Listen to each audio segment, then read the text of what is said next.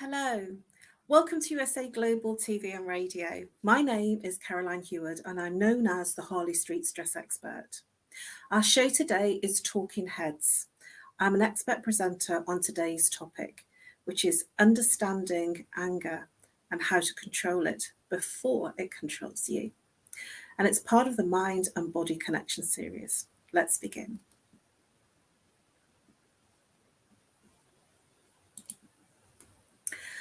I like to start on a quote because it sets my scene for our presentation today. And it's by Dr. Margaret Rutherford, who said this. We learn about anger in our families we grow up in. We watch and listen to the adults around us. We learn how and when to express it. I'd like to repeat that again. We learn about anger in the families we grow up in. We watch and listen to the adults around us. We learn how and when to express it. Dr. Margaret Rutherford. So we start learning about anger when we're very young. It doesn't just happen. It's something that's in our environment from the moment that we're born. And it affects the way that we respond. And so if we see people around us, our parents, our family, our siblings being angry and getting a response from that, we will then realize, we will say, yes, that's how I express when I'm not happy about something. And so it's important to understand where it comes from, how our responses are created, where they come from. To look at types of anger. The first type of anger is inward anger, and it's where we're constantly telling ourselves some negative inner talk, that inner critic that goes round and round in the mind and gives us, oh, I'm not good enough, I can't do that, nobody cares about me, they don't like me, if I do that, they will be offended, so I mustn't do that. And it's the inward anger of something that we're not happy about. It's the critical conversation that's internal, that no one else is aware of. So it's a personal anger that's inside of us, that isn't external to us, it's inside of us. Self-punishment, when we punish ourselves for something that we feel that we should be punishing ourselves for. So if there's a situation in the family environment, in our working situation, where we start to feel that, well, if I don't eat, then I will be okay, I'll be in control, and I don't have appetite to eat. And these things are punishing our very nature of being who we are. If we are self-critical,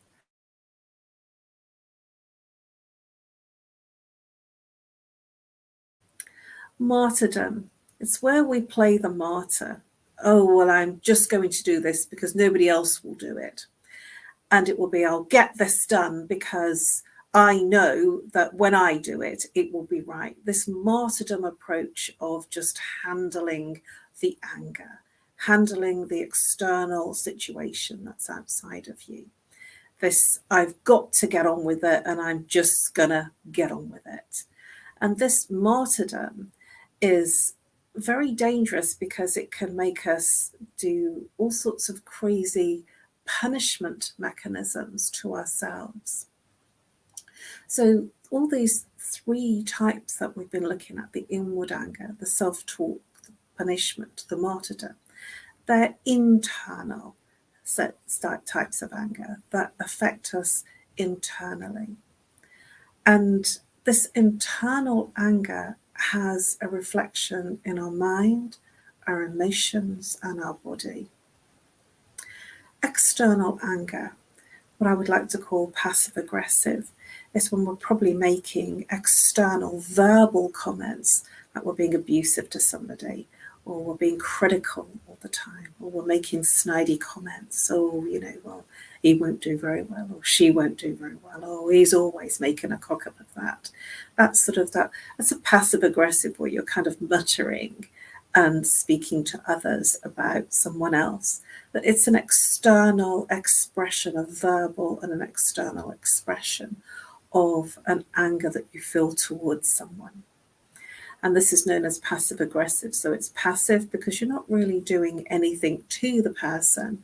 And it's also aggressive to yourself because that conversation, those verbal words of critic and anger, that even though you're expressing them externally to the other person in your external world, you're actually inflicting that aggression onto yourself as well. Because the more we speak, our words are creating our experiences.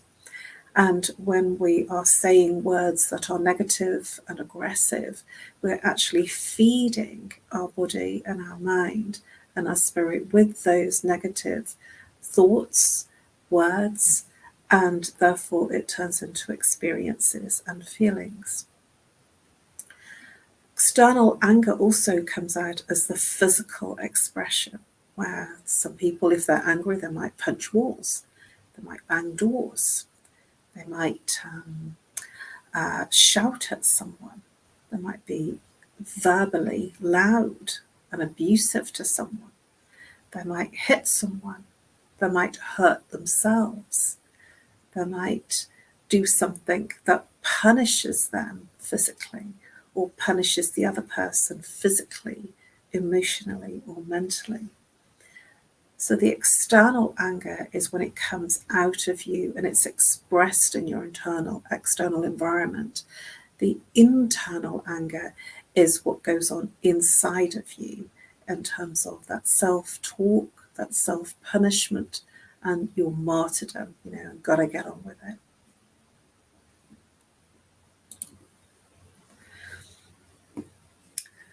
Zen master Thich Nhat Hanh, he actually said something that was very powerful. He was a Vietnamese monk, and he had some amazing sharings to teach the world how to create a more Zen experience in your living and everyday experiences. He said, if you get angry easily, it may be because the seed of anger in you has been watered frequently over many years. And unfortunately, you've allowed it or even encouraged it to be watered. Thich Nhat Hanh. Very wise Zen master. It's a bit like if you put flowers in your garden and you water them, they grow into beautiful flowers. But you can water weeds and create more weeds in your environment that create more poison. So this is being careful. The opposite of this is to water flowers, seeds of wisdom, seeds of beauty, rather than seeds of anger.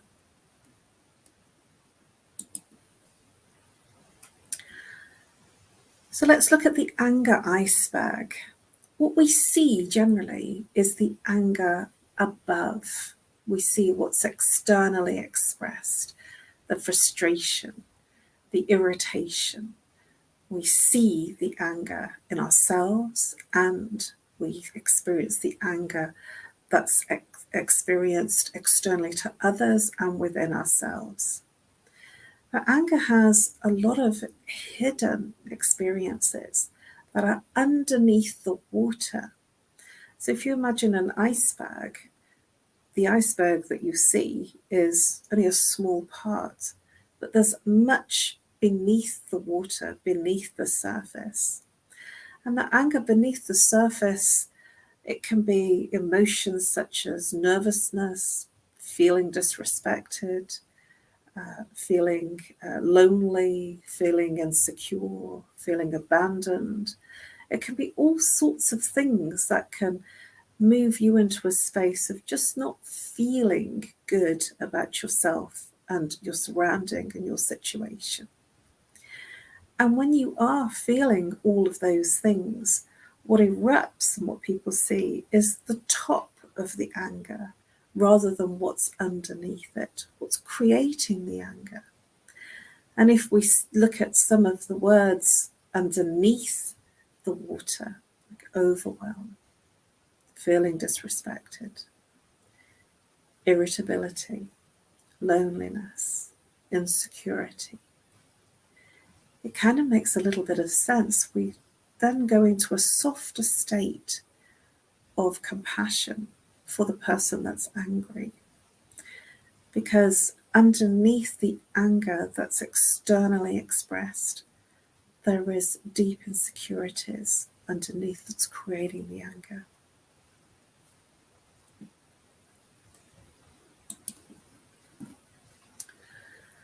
So there is a cycle to anger. It begins with aggression, or irritability. Kind of start to feel irritable about something or someone or a situation that's occurring or something that's generally in our space that we're not saying anything about.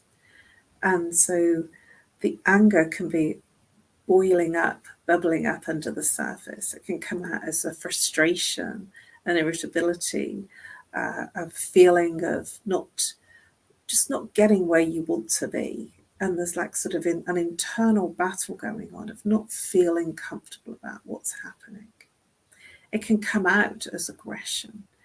And so the words verbally, externally and internally can be aggressive to yourself and or aggressive to others. And it's important to have an understanding that the anger isn't just one thing.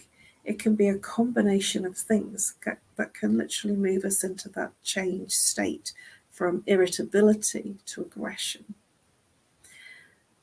Anger can be coming from a place where we're easily annoyed, that somebody says something and it affects us. And we start responding and reacting to something small that doesn't feel in itself, in its entirety, very meaningful to the person that's expressed something, but you're easily annoyed about it. And this is because we get easily annoyed when it affects our values or it triggers us in some way. That's something that's happened in our past. If somebody says something and it affects your value, we can become irrational.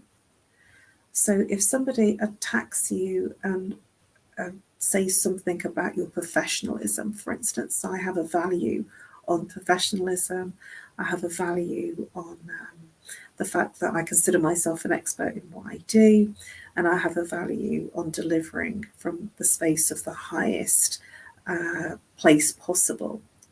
So if somebody kind of cuts across that and says, well, you're useless, you know, I didn't get a great night's sleep because you're completely useless, and that didn't happen for me and that didn't help. It can, because that's a value, I could actually get affected by that and somehow internally annoyed about that or upset even. And we all have our value structures, our systems that, you know, we work behind, we are comfortable in, you know, where we have a structure of a value system of what feels right for us. And our value systems will be different from other people. So different people will have different perspectives on what they value as their highest values. Some people value money, some people value time, some people value professionalism, some people family or freedom, or some people will value holidays. Some people will be perfectionists, so they will value the professional state of perfectionism.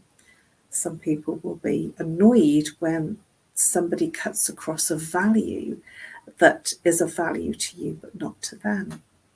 And so that annoyance can come in when we're not being respectful of ourselves. When somebody says something or does something that affects who we really are and how we really show up in the world.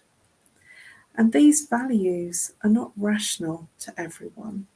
It's how we move through life, and they're very personal to us. These values can affect our behaviours towards people being angry at us or we being angry at someone else. And it also can spill out into emotion. The emotion of sadness can create anger. The emotion of frustration can create anger. Criticism can create anger. So there's all sorts of rationale that won't make sense to everyone. What will make me angry might not make you angry. And what makes you angry will not make someone else angry that's in your family. So it's important to have an appreciation of that we're all different. We all communicate in different ways. We all respond in different ways. And just because one person is angry about one particular thing doesn't mean there's a right and a wrong. What it means is that there is something that's triggering them. So let's look at some types of anger and situations. So have you ever had a phone call where you've been really angry? The other person can't see you, but they can feel your anger. Let me say that again. If you're in a call and you are angry, even though the other person can't see you, they will feel your anger. And so it's important when you are doing something like a sales call, for instance, or a call to a member of your family, or a call to a loved one or a friend, that you manage your emotion. If you are angry, to take that space to pause so that you handle the emotion that's within you so it doesn't extend into your external world. Because even though the person can't see you, they will feel your anger. There's anger in relationships, whether they be professional, whether they're in a social setting, whether they're in your family, whether they're in your personal relationships, your intimacy. So we can be angry at someone or with someone. And we can also be letting off steam personally to ourselves, or we can be really angry in our facial expressions. When we are angry, the face contorts, and it actually uses a lot of energy to keep that expression contorted. It takes a lot more energy to create a frown than it does to create a smile. And if you smile, it's quite incredible what can happen in turning anger into a smile. You know, there's a British saying, turn that frown upside down, meaning turn the frown into a smile. And when you do that, you can literally change almost instantly the way that you feel. But letting off steam is not a bad thing, and it's not a good thing. It just simply is. Shouting, being abusive to yourself and to others isn't a bad thing. It's not a good thing. It simply is. This is about becoming aware. When you become aware of who you're being and how you're being and how you're showing up and how it's affecting you, then you can start to change it. Awareness is the first step to solving and controlling your anger.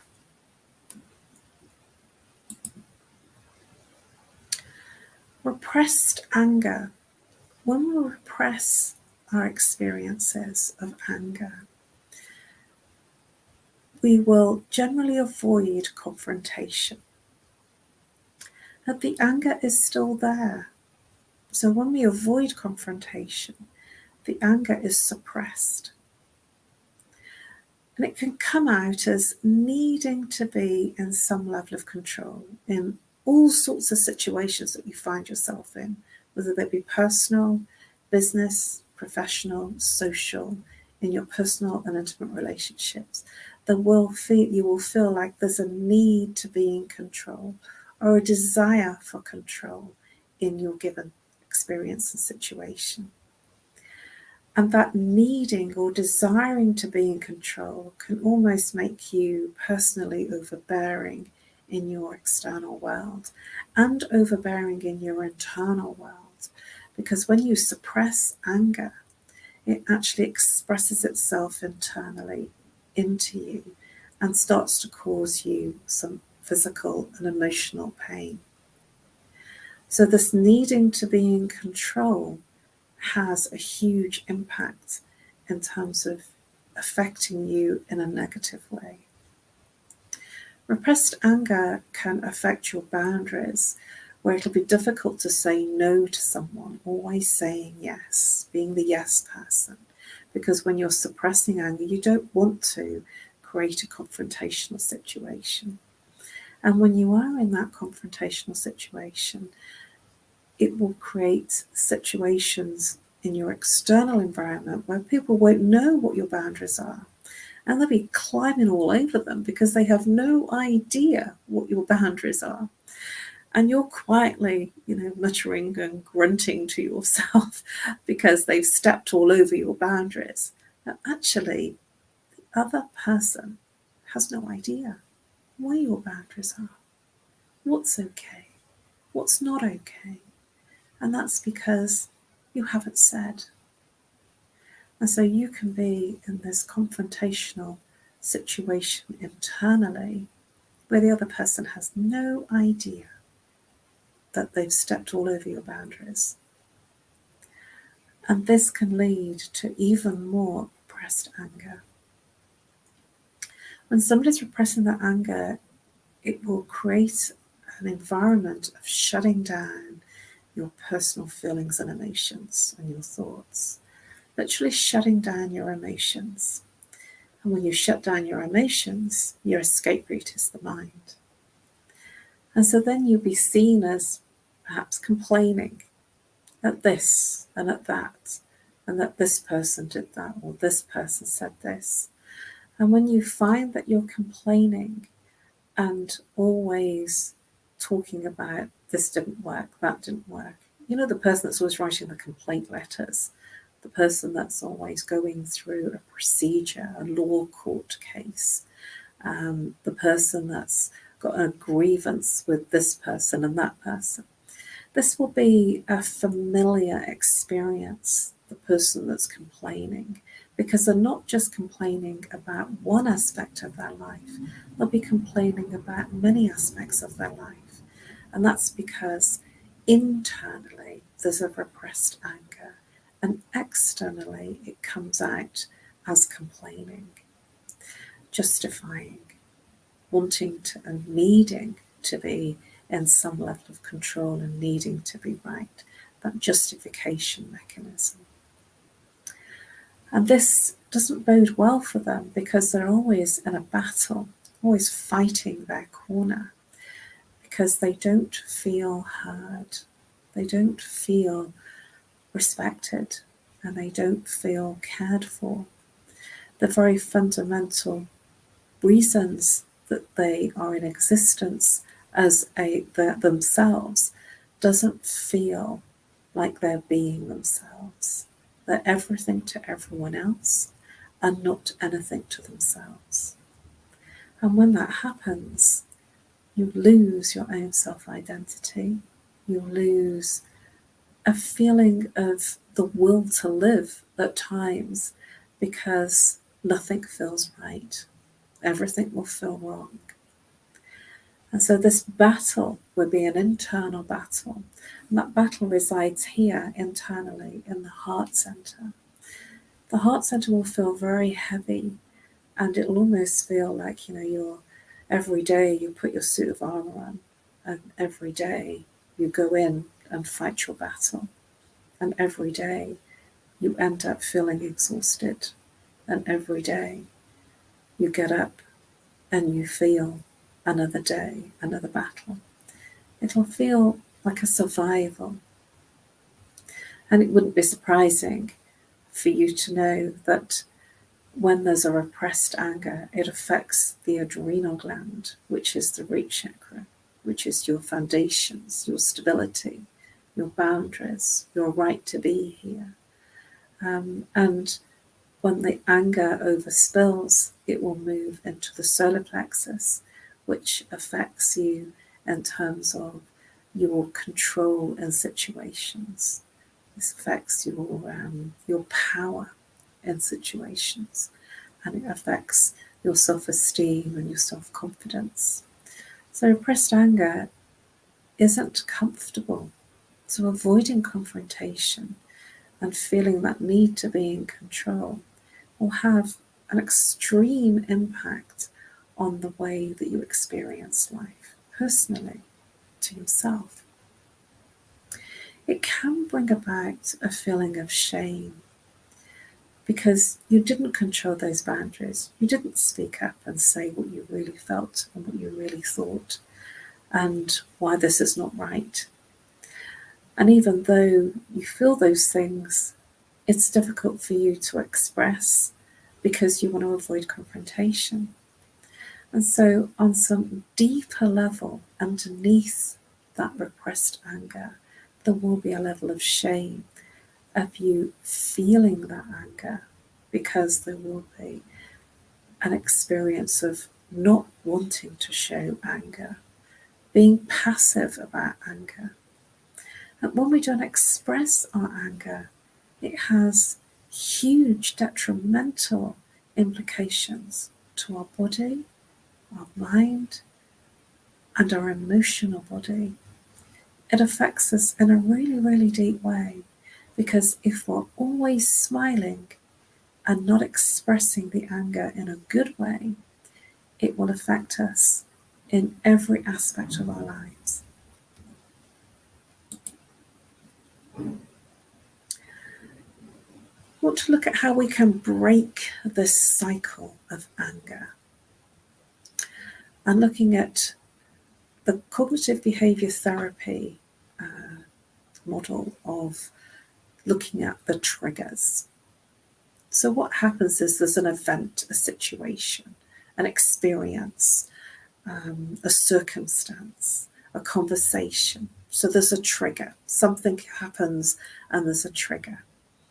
And that trigger can come from all sorts of places. It can come from something way, way back in our childhood, or an experience that we had in a relationship that was just really terrible. And we're not thinking about these things from a logical space. It just is a trigger. It's like an emotional, mental trigger that something happens and it's like your body and your mind suddenly feels on the defensive. And then from that trigger, all sorts of thoughts come up into the mind. You're not going to get the better of me. You're not going to win. I'm going to get through this. I'm in control here. All sorts of thoughts will come up about that past experience. And there may be many past experiences, because the root cause of anger, of trauma of anger, can be manifold. It can be one key event that repeats itself over and over and over in your life.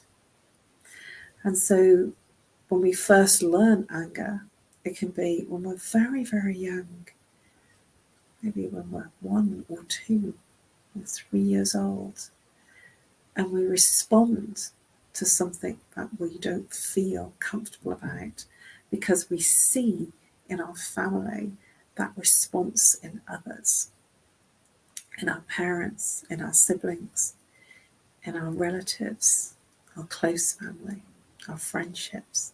We see something and we say, hey, If I'm not happy about something, that's how I respond. And so the thoughts create feelings. And those feelings of inadequacy, guilt, shame, jealousy, those feelings become real. And when we think all those negative thoughts, it then moves into a feeling. And we feel that in our body, in our emotional body. And those feelings move into creating behaviour. And so we respond negatively from guilt, shame, jealousy, justification, being wronged. And those create external behaviours. We either suppress the anger that we feel or we express it. And then that behaviour reinforces those thoughts and the cycle begins again. So it's the trigger, knowing what your triggers are, that create that external experience of lack of control in a situation that creates our anger. And we've seen those people that just can't control their anger and they fly off the handle at everything small. And then we see those people that repress everything. And you can feel it, that they don't say anything.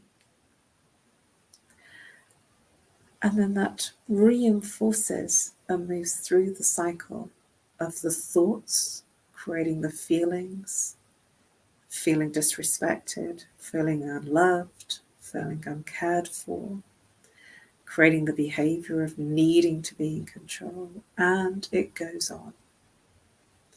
So what are your triggers? What are the things that make you feel angry or upset, or where you feel they've cut across a value? What are your triggers? Because when you understand and you become aware of your triggers that create your own personal anger, this is the first step to being able to control the way that you express your anger. Now, I'm not saying that anger isn't something we should express. I'm saying it's important to express anger that we feel at the time in the most appropriate way. It doesn't work if you're punching walls and shouting and screaming, even though that might feel good at the time. It doesn't give you the solace that you think you need from expressing that anger. You know, I've been on training courses where they've suggested punching cushions and, stamping up and down, like the child that, sort of is really angry. They throw a tantrum and they're literally jumping up and down in a tantrum of anger. And then after about 5 minutes, it's gone. And these kinds of strategies are good if you do them alone. They're not about doing them at or with other people, because it's your anger that's important for you to let go of and express. And you'll be surprised when you let out the anger in this controlled way, it will be easier for you to experience much more kindness and lightness in your life. And it's understanding your triggers. That's how you break the cycle of anger. Where did the trigger first begin? As a therapist, I always look at root cause trauma. Where did it start? Because when we're born, we're not born angry. When we're born, we're not born throwing tantrums and feeling or being disrespected. What happens is life situations, circumstances happen, and then we start responding in a way that doesn't support us or the people around us. So it's about managing what that anger is about, what is coming up for us that we're not handling or dealing with. Now, anger affects your body in a big, big way. Arthritis is unexpressed anger. Now, there are many people that have arthritis. It is common to hear that somebody's suffering with arthritis. And anger is an acidic development in the body that develops in the areas of the body that collates an acid which creates the pain. So anger can come out as cramps or in the muscles and in the tendons. Anger is in the kidneys, and it can create gallstones. Gallstones are literally stones of anger. There's been so much anger that it's created stones in the body.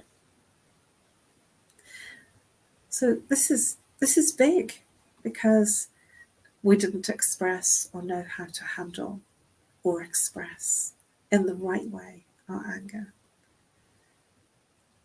It can create headaches. When you're feeling that pressure of anger, it can literally build up in the head and create severe headaches or even migraine. It affects the blood, and so it can raise your blood pressure. It can give you hypertension. And it also could result in potential heart attack or stroke. So anger is really, really important to manage in the best possible way for you and for your body and for your health. Anger can affect the digestive tract. When there is something that you're angry about, it can actually affect you in terms of heartburn. So whatever you're angry about, it's like an acid that comes up the esophagus and up the tract. So from the stomach, digestive acid, the stomach acid can come up the body, and it can affect the upper chest and create what's known as a heartburn. And that's acidic. It's the digestive stomach juices coming up into the lungs and into the upper chest that affects you.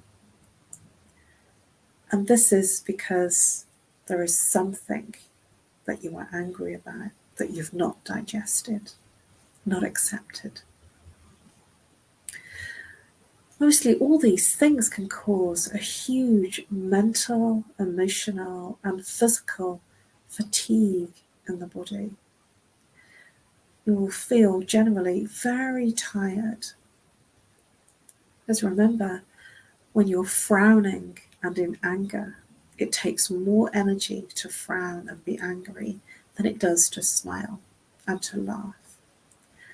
And so managing your state of anger in the best way possible that you express your anger, in the kindest way possible to you, can have an immense impact in your body and in terms of your physical, emotional, and mental health.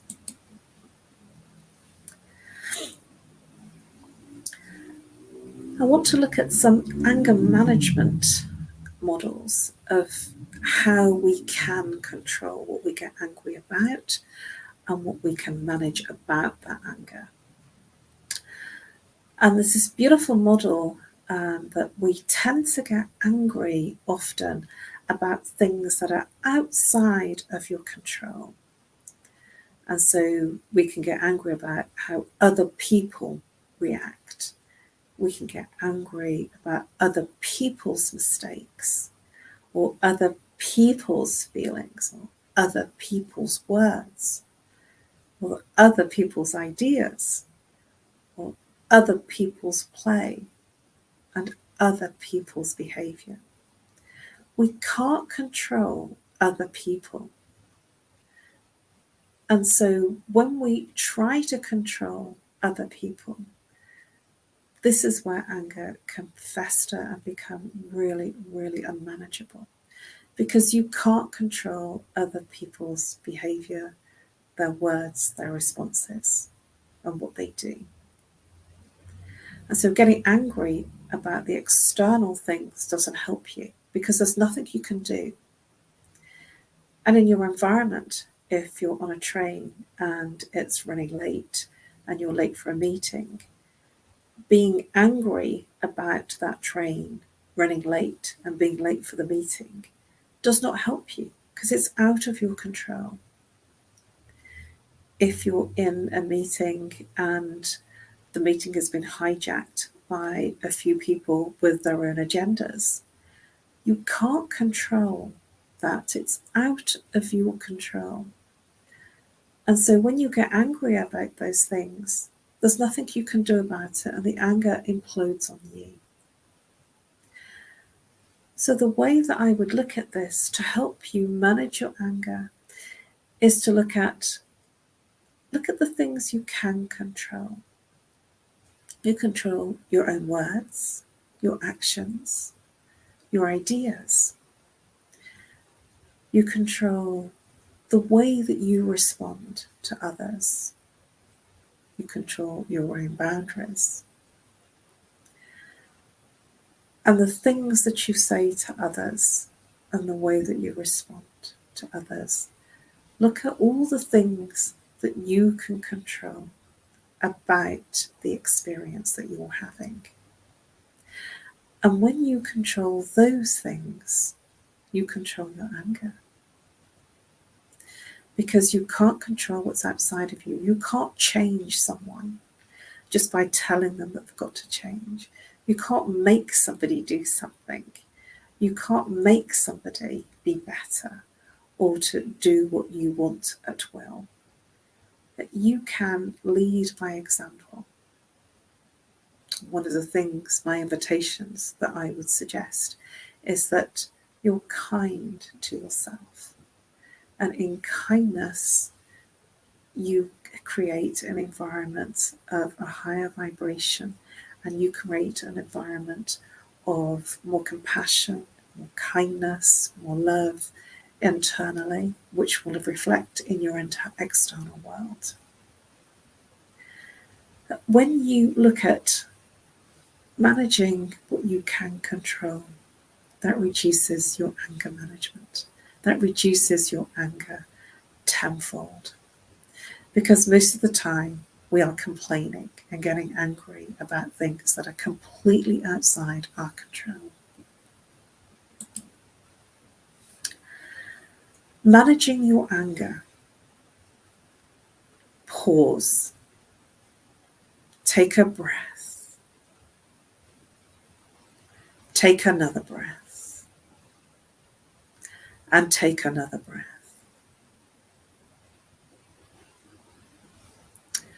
Rather than saying, you make me feel, use I statements. No one can make you feel anything.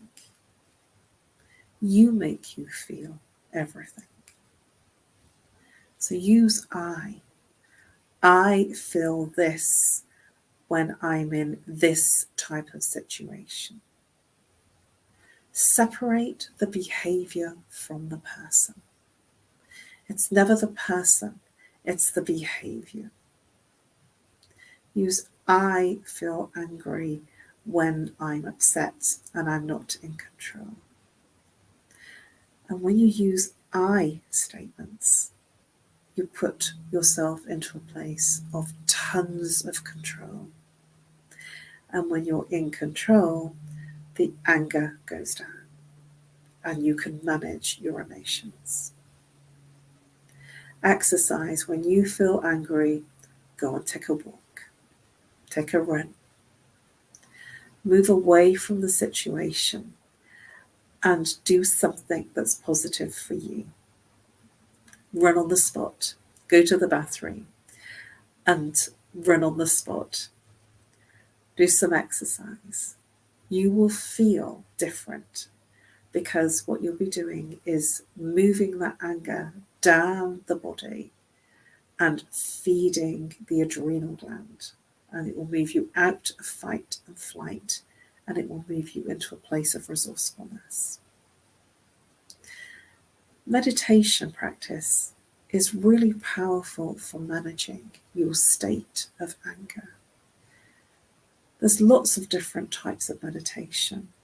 And it's not just about sitting on a mountaintop. Many people say that, you have to be in a certain room with all sorts of quietness and not be doing anything or have distractions around you. And that's ideal and that's perfect. We're not actually always in the most perfect environments to do that. But meditation can take all forms. Dance meditation is a movement meditation. Singing, you can be singing and be in a meditation. You can be laughing and be in a meditation. You can be having fun and being participative in an experience with others, and that can be a meditation. So everything is a meditation as long as you're present. Be present in whatever you're doing, wherever you are, and that will change your state of anger. I mentioned exercise earlier, and I'm going to say it again. Exercise. For some people, going to the gym. Some people will literally move themselves into a high state on the machines that they're using. Or they'll pump iron, or they'll run on a treadmill. So going to a gym is an excellent way to lift all aggression, because even though it's difficult, especially if it's cold and it's wet and it's rainy and it's not pleasant, when you go and do that exercise, you will feel different at the end. And that's because you've moved all the energy down the body and you've fed the adrenal gland and you've grounded the energy so that you feel different and better and more in your body. Anger is residing in your head up here, where everything is in your thoughts and your justifications. And when you move into exercise, physical exercise, it takes you out of the head and into the body and then dissipates the anger. The final thing that I would say is, if anger is really, really getting to be challenging for you, seek professional support. Because somebody professional, like myself, can look at the triggers and help you through to understand why the anger is there in the first place. What's causing your anger? Because it could be something very, very deep-rooted from your childhood, from your teenage years, that you've never looked at, never handled, and so you're walking around in an angry state of being.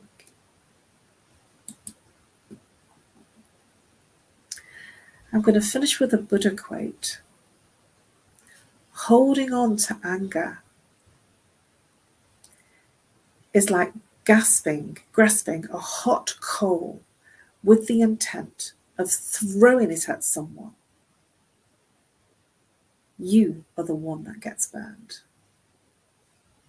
Holding on to anger is like grasping a hot coal, literally holding it, clasping it, with the intent of throwing it at someone else. And while you're holding that hot coal, you are the one that's getting burned. I know it sounds crazy, but this is what we do when we're angry. This is a Buddha quote. And it's so insightful, because if we're not allowing that anger through us and we hold on to it, we are hurting ourselves into a ridiculous state of being, affecting our emotional, our mental, and our physical health.